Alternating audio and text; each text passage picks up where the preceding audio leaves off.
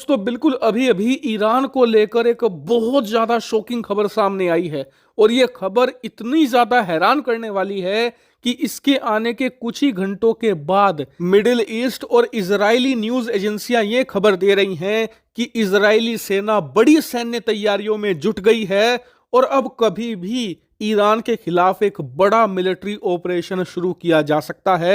इसको लेकर मैं आपको आगे आर्टिकल भी दिखाऊंगा, लेकिन सबसे पहले इस पूरे मामले को विस्तार से समझ लीजिए। तो दोस्तों इसकी शुरुआत हुई थी 28 जनवरी 2023, यानी लगभग अब से एक महीना पहले। मैंने आपको इसी दिन खबर दी थी कि इजराइल ने ईरान के अलग अलग सैन्य बेस पर अलग अलग शहरों में बड़ी ड्रोन स्ट्राइक करी है और इसमें ईरान का भयंकर नुकसान हुआ है। इतना ही नहीं, इसके बाद जो मिडिल ईस्ट की न्यूज एजेंसियां थी उन्होंने ये भी रिपोर्ट दी कि नुकसान इतना ज्यादा बड़ा हुआ है ईरान को कि जो ईरान का न्यूक्लियर प्रोग्राम है, परमाणु बम बनाने का जो प्रोग्राम है, वो कम से कम 1 से लेकर 1.5 साल डिले हो चुका है। लेकिन फिर अब से एक हफ्ता पहले खबर निकलकर सामने आई कि ईरान को उन हमलों में ज्यादा नुकसान नहीं हुआ था, क्योंकि ईरान ने कुछ समय पहले ही इजरायली वायुसेना की एयर स्ट्राइक से बचने के लिए परमाणु हथियार बनाने के काम को अंडरग्राउंड कर दिया है। मतलब कि बहुत सारे जो बंकर हैं, सुरंगे हैं, उसमें शिफ्ट कर दिया है। और इसके ईरान को 2 बड़े फायदे मिले। पहला तो ये कि अंडरग्राउंड होने की वजह से जो सैटेलाइट होती हैं, ड्रोन होते हैं या लड़ाकू विमान होते हैं, वो देख नहीं पाते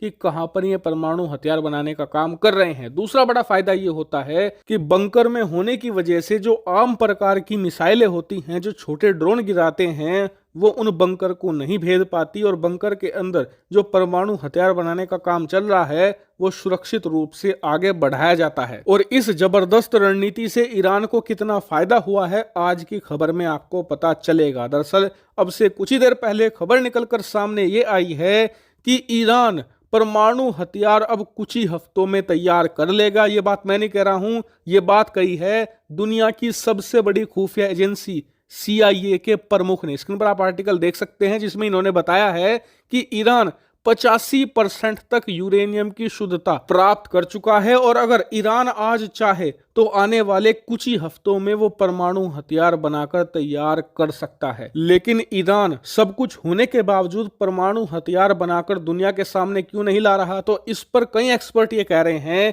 कि ईरान का इसके पीछे मकसद ये है कि पहले अपने घरेलू हालात ठीक कर लिए जाएं, क्योंकि इस समय पूरे ईरान में अब भी जोरदार प्रदर्शन हो रहे हैं। ईरान के अंदर घरेलू हालात ठीक नहीं हैं। वहीं ईरान की जो सरकार है और ईरान के जो सुप्रीम लीडर है अयतुल्ला खुमनेई, उनके खिलाफ आम जनता में भारी क्रोध है और इस बात का फायदा अमेरिका और उसके साथी देश उठा सकते हैं। वो कैसे? मान लीजिए ईरान ये अनाउंस करता है कि हमने परमाणु हथियार तैयार कर लिया है, तो इसके सीधे बाद इजराइल और अमेरिका करेंगे जबरदस्त अटैक करेंगे तो आम जनता उनका साथ देगी, क्योंकि वो सरकार और सुप्रीम लीडर के खिलाफ हैं।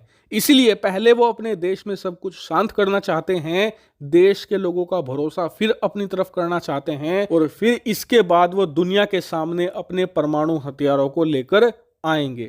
खैर, इस खबर से इजराइल इस समय बहुत ही ज्यादा बौखलाया हुआ है। स्क्रीन पर आप देखिए, खबर निकलकर सामने ये आ रही है अलग अलग सोर्सेस से कि इजरायली सेना इस समय ईरानी परमाणु कार्यक्रम के खिलाफ बड़ी तैयारियां कर रहा है और प्रॉपर मिलिट्री प्लान तैयार किया जा रहा है कि कैसे ईरान को परमाणु हथियार बनाने से रोका जाए। इजराइल की पॉलिटिक्स पर नजर रखने वाले जो बड़े एक्सपर्ट हैं वो बता रहे हैं कि बेंजामिन नेतन्याहू यानी कि जो इजरायली प्रधानमंत्री हैं, वो कभी भी अपनी सेना को ऑर्डर दे सकते हैं ईरान के खिलाफ सैन्य कार्रवाई करने का, और इस बात का पता ईरान को भी है। इसीलिए स्क्रीन पर आप देखिए, खबर निकलकर सामने आई है कि ईरान का एक परमाणु संयंत्र था जिसके अंदर फ्यूजलाज सेक्शन था, वहां पर एक छोटी सी आग लगी थी और ये आग जानबूझकर ईरान ने ही लगाई थी। दरअसल ये लोग ड्रिल कर रहे थे कि कल को अगर इजरायली वायुसेना इन पर अटैक करती है, खास करके इनके फ्यूजलाज सेक्शन को, तो कैसे ये उससे निपटेंगे। यानी कि दोनों तरफ से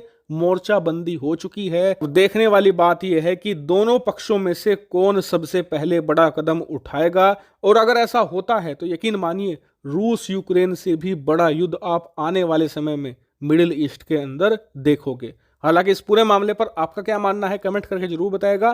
thank you very much for watching video.